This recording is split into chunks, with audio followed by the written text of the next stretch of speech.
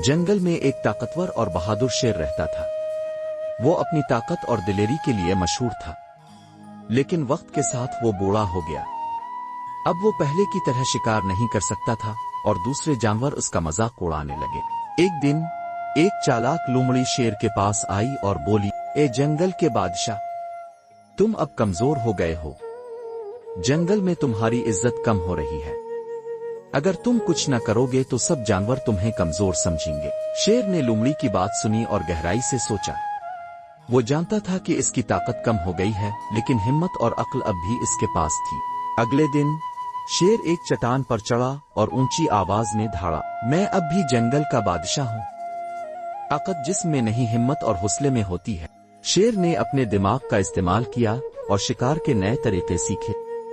वो झाड़ियों में छुपकर शिकार करने लगा, दरख्तों के करीब खामोशी से बैठकर मौका का इंतजार करता और कभी-कभी चालाकी से दूसरे जानवरों को बेवकूफ बनाकर शिकार पकड़ लेता। जल्द ही जंगल के जानवरों को एहसास हुआ कि शेर अभी भी एक खतरनाक शिकारी है।